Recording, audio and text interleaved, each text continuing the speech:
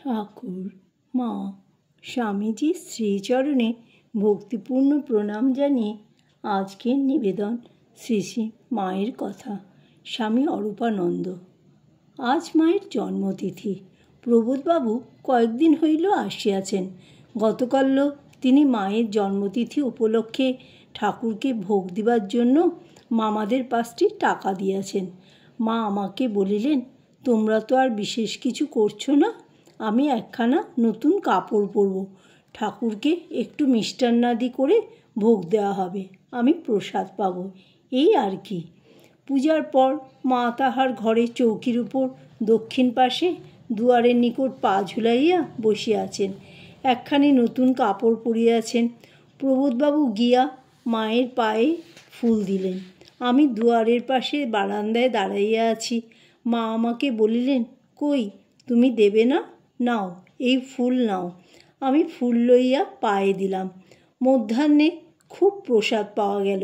প্রবোধবাবুর office, তাই তিনি কলকাতা রওনা হইলেন। আমার আমাশয় হওয়াতে যাওয়া হইল না। কথা প্রসঙ্গে মা বলিলেন, ভগবানকে কে বাঁধতে পেরেছে বলো না?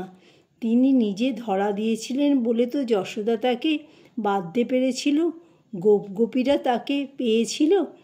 বাসনা থাকতে জীবের যাতায়াত ফুরায় না, বাসনাতে দেহ হতে দেহান্তর হয়। একটু সন্দেশ খাবার বাসনা থাকলেও পুনর্জন্ম হয়। তাই তো মঠে এত জিনিস আসে। বাসনাটি সূক্ষ্ম বীজ, যেমন বিন্দু পরিমাণ বটবীজ হতে কালে প্রকাণ্ড বৃক্ষ হয়, তেমনই বাসনা থাকলে পুনর্জন্ম হবেই। যেন এক খোল থেকে নিয়ে আরেক খোলে ঢুকিয়ে দিলে একেবারে বাসনাশূন্য হয় 2-1টি।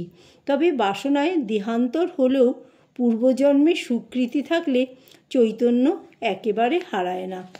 বৃন্দাবনের গোবিন্দের এক কামদার ঠাকুরের ভোগ নিয়ে তার উপপত্নীকে খাওয়াতো। এই পাপে দেহান্তে তার প্রেতজনি হয়, কিন্তু সে ঠাকুরের সেবা করেছিল। এই সুকৃতির ফলে একদিন সে সশরীরে সকলকে দেখা দেয়। সুকৃতিটুকু ছিল বলে দেখা দিতে পারল এবং সবাইকে তার অধোগতির কারণ বললে। তাদের বললে, তোমরা আমার উদ্ধারের জন্য ঠাকুরের মহোৎসব কীর্তনাদি করো, তাহলেই আমার উদ্ধার হবে।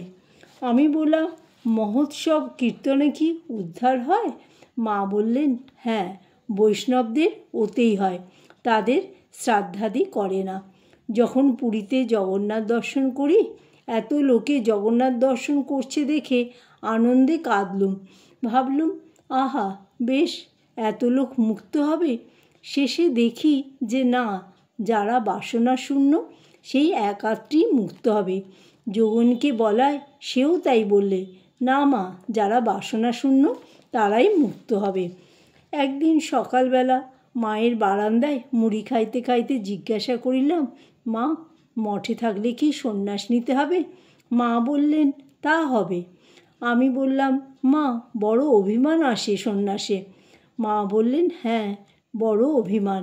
আমায় প্রণাম করলে না, মান্য করলে না, হেন করলে না, তার চেয়ে বরং এই আছি বেশ। বৃন্দাবনে গৌর শিরোমণি বুড়ো বয়সে সন্ন্যাস নিলেন। যখন ইন্দ্রিয় টিন্দ্রিয়গুলোর প্রভাব কমে গেছে, রূপের অভিমান, গুণের অভিমান, বিদ্যার অভিমান, সাধুর অভিমান কি যায় বাছা? আমাকে ত্যাগের জন্য প্রস্তুত হইতে বলিতেছেন। বাড়ি গিয়ে ওদের একবার বলে আসবে, চাকরি বাকরি আমি করতে পারবো না। মা তো নেই যে দাসত্ব করব, আমিও সব পারবো না। তোমরা ঘরকন্যা করো, বেশ থাকো। সাধু জীবনে খাওয়া দাওয়ার কঠোরতার কথা উঠিল। মা বলিলেন, মঠে ছেলেরা সব কষ্ট করছে, না খাওয়া না দাওয়া না কিছু, ওসব আমার ভালো লাগে না। যোগিনের অর্থাৎ যোগানন্দ স্বামী কঠোর করে করে শেষটা অত ভুগে ভুগে দেহ গেল।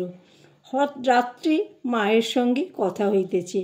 আমি বলিলাম, মা, ভগবানের কৃপা হলে যখন তখন হয়, সময়ের অপেক্ষা রাখে না। উত্তরে মা বললেন, তা বটে, কিন্তু জ্যৈষ্ঠ মাসে যে আমটি হয় তা যেমন মিষ্টি, অন্য মাসে কি তেমনটি হয়? মানুষ অকালে ফলাবার চেষ্টা করছে। দেখো না, এখন আশ্বিন মাসে কাঁঠাল হয়, আম হয়, কিন্তু কালের মতো কি মিষ্টি হয়? ঈশ্বর লাভের পথও অমনি।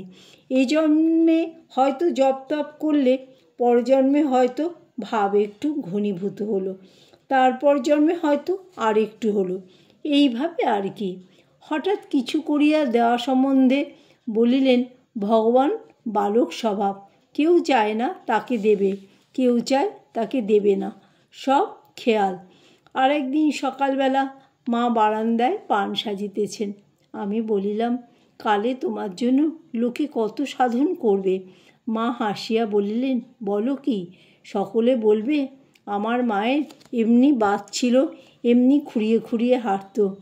আমি বললাম, তা তুমি বলো গে। মা বললেন, ওটি ভালো।